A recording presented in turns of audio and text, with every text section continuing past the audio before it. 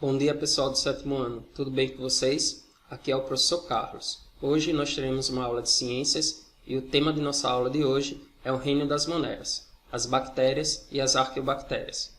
Bom, você já deve ter ouvido a mãe de vocês ou algum responsável comentando: menino, vá lavar as mãos, que você estava mexendo em objeto sujo e está cheio de bactérias nas mãos.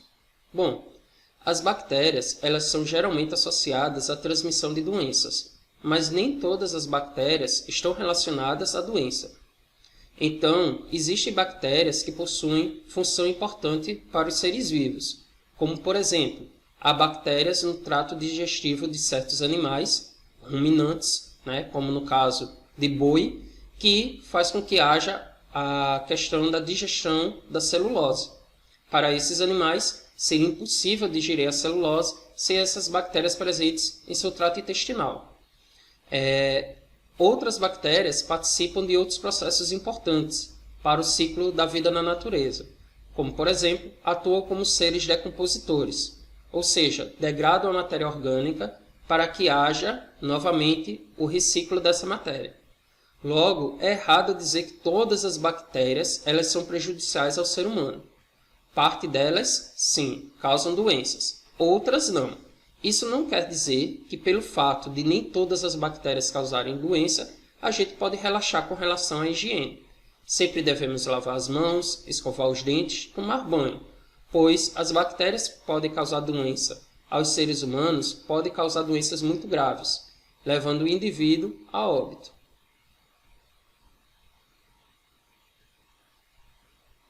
Estrutura das bactérias. As bactérias são seres procariontes, ou seja, o seu material genético, o DNA, está misturado no citoplasma. Como vocês podem perceber aí na imagem, vocês estão vendo aí o DNA associado ao mesossomos. Você pode perceber que o DNA ele está misturado ao citoplasma, não estando definido em uma única região, que seria envolto pela carioteca. Ele não está envolvido. Então, se encontra dispersado. As bactérias ainda vão possuir membrana, parede celular, fibrinas, citoplasma, ribossomos e flagelos. Não são todas as bactérias que são flageladas, porém, o flagelo vai ser importante no caso da locomoção dessas bactérias. As bactérias. Como eu já havia falado para vocês, nem todas as bactérias são prejudiciais ao ser humano.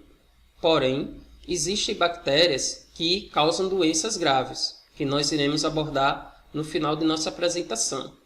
E existem bactérias que têm importância fundamental para a manutenção dos seres vivos. Logo, é errado eu associar a bactéria a todo, generalizar, dizendo que toda bactéria é prejudicial, tá? Estrutura das bactérias. Quando eu falo em estrutura, eu estou falando com relação a como elas se apresentam, suas formas.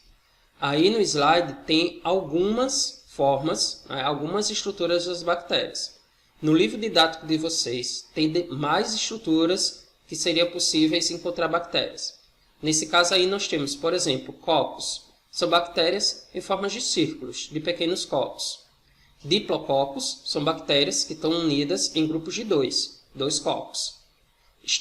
Temos os estreptococos, são bactérias, cocos, só que elas se juntam e ficam parecendo aí um colar de pérolas.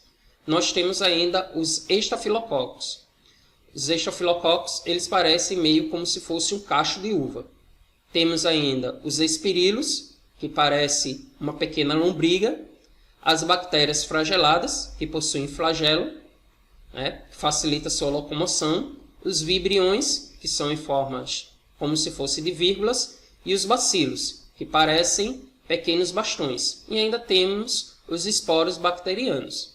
Então, é importante que vocês leiam o livro de vocês, tá? O capítulo que fala sobre as moneras. Essa aula é uma aula introdutória. Vocês devem ler o assunto para adquirir mais informações antes de ir para as atividades, ok? Reprodução das bactérias. As bactérias elas podem se reproduzir de duas formas. Assexuada, quando não há transmissão de gametas. Então, a bactéria por si só ela decide se reproduzir, tá? você está vendo aí em A que você tem uma bactéria, em B você vê que ela está pegando seu material genético e está duplicando. Em C você vê que esse material genético começa a ir cada um para um polo da bactéria. Em D eles se separam totalmente e em E formam-se duas novas bactérias. As bactérias que se reproduzem de forma assexuada, elas se reproduzem de maneira muito rápida. Em apenas algumas horas vocês podem ter milhões de bactérias daquele mesmo grupo. Isso tem um lado bom e tem um lado ruim. O lado bom é que uma vez que você encontra um remédio, um medicamento ou um tratamento que mata aquele determinado tipo de bactéria que está causando aquela doença, você consegue matar todas. E a desvantagem é que como ela se reproduz de maneira muito rápida, em poucas horas ela pode tomar conta do organismo e acabar provocando a morte daquele ser vivo. E a bactéria ela também pode se reproduzir de forma sexuada ou por conjugação. Elas vão se conjugar, elas vão se juntar. Eu tenho aí uma bactéria do sexo masculino, tenho uma bactéria do sexo feminino. Elas vão se unir por uma ponte, como vocês estão vendo aí, e vai haver a transmissão do material genético, formando duas novas bactérias. Temos aí a nutrição das bactérias. Tenho bactérias autrótrofas, podem ser fotossintetizantes ou quimiossintetizantes. Fotossintetizantes produzem o seu alimento a partir da decomposição de determinadas proteínas através de luz. Quimiossintetizantes por reações químicas. E eu tenho as bactérias heterótrofas, que podem ser fermentadoras ou decompositoras. Fermentadoras, por exemplo, algumas bebidas são fermentadas, como por exemplo a cerveja, o vinho e certos alimentos, como queijos e iogurtes. E temos bactérias decompositoras, que fazem a decomposição da matéria orgânica, e as patogênicas. Observação: somente as patogênicas elas podem causar doença, tá? Todas as outras bactérias elas não vão causar doença, só as patogênicas. As cianobactérias. As cianobactérias fazem parte de um dos filos mais conhecidos de bactérias, o que tem como principal característica a realização de fotossíntese para se nutrir. São bactérias que estão presentes em ambientes aquáticos.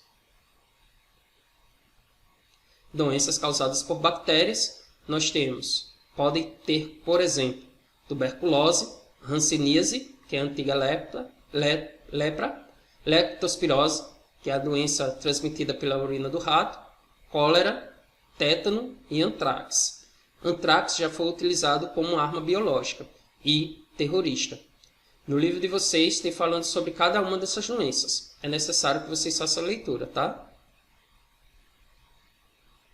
Por fim, pessoal, temos aí atividades do livro nas páginas 65, 66 e 67. Tenham todos bons estudos e até a próxima aula.